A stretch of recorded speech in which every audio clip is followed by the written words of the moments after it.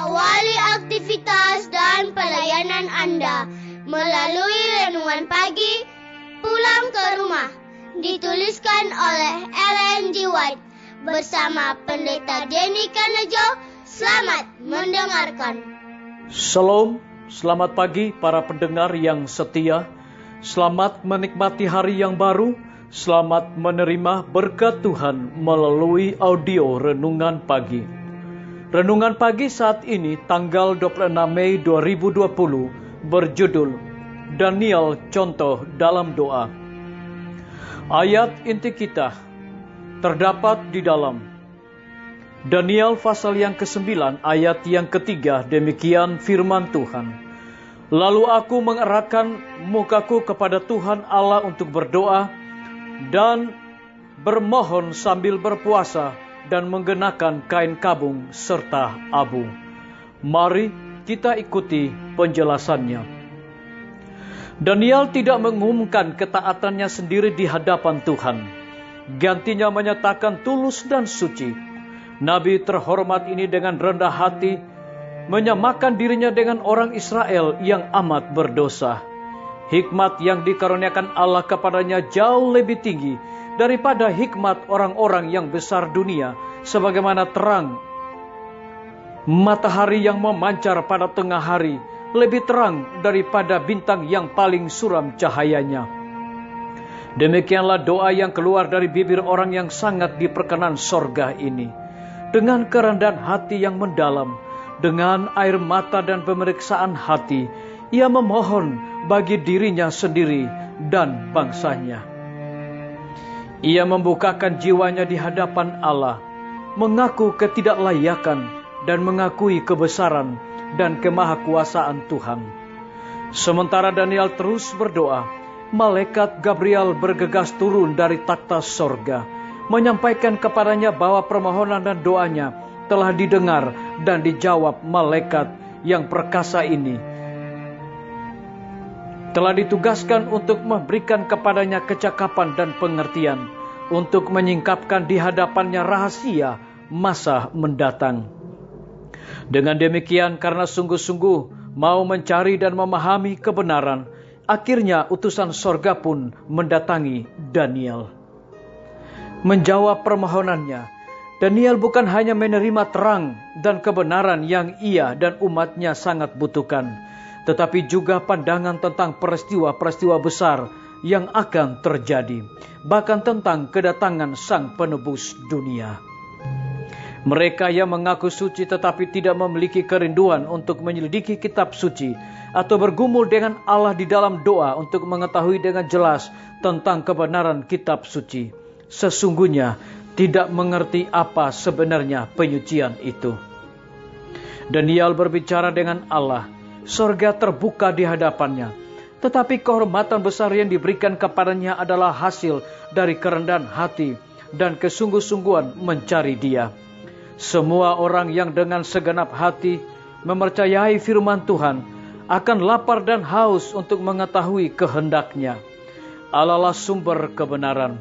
Ia menerangi kegelapan pengertian dan menganugerahkan kepada pikiran manusia kuasa untuk mengerti dan memahami kebenaran yang telah dinyatakannya.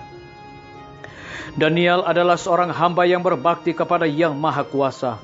Umurnya yang panjang itu diisi dengan pelayanan yang penuh kebijakan kepada tuannya.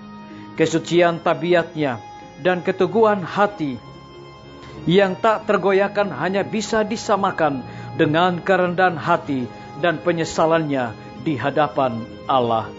Dicatat dari buku Hidup yang Disucikan, halaman 44 dan 49.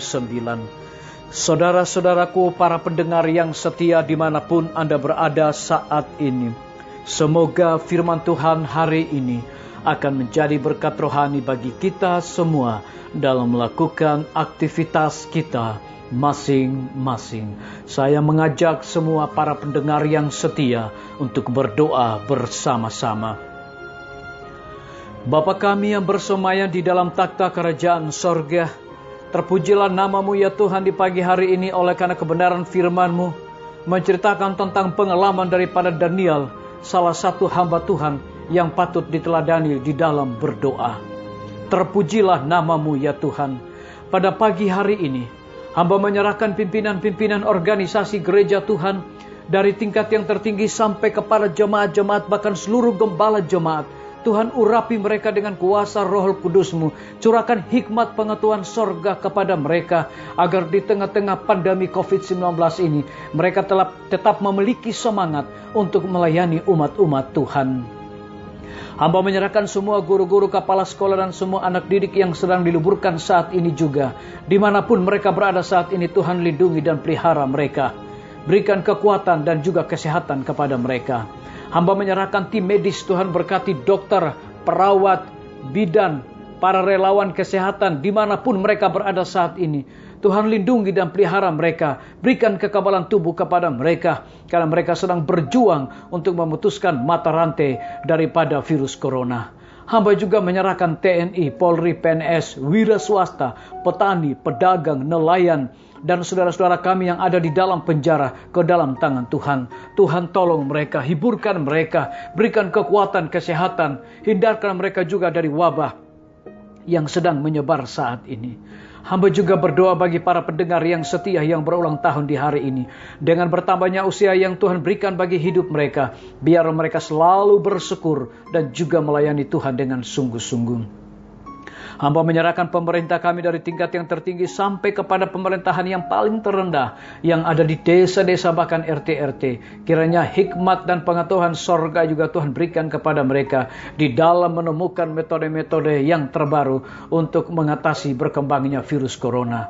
Terpujilah nama-Mu ya Bapa, kehendak-Mu yang jadi Tuhan, mengampuni segala dosa kami, karena kami sudah berdoa hanya di dalam nama Tuhan Yesus dan Juru Selamat kami. Amin. Sampai jumpa. Tuhan Yesus memberkati kita semua. Betapa ku rindu negeri yang indah yang disediakan Bapa. Sana orang saleh memuji Tuhan, di surga senang kekal. Ku rindu ke surga, sana rumahku. Rindu masuki gerbang mutiara, tak pernah bersusah atau gentar. Di surga ku hidup kekal. Sana ku pandang wajah Rajaku yang tak mati gantiku. Bersukacita selama-lamanya, di surga senang kekal. Ku rindu ke surga, sana rumahku. Rindu masuki gerbang mutiara, tak pernah bersusah atau gentar. Di surga ku hidup kekal.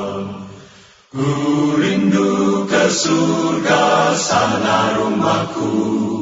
Rindu masuki gerbang mutiara, tak pernah bersusah atau gentar. Di surga ku hidup kekal.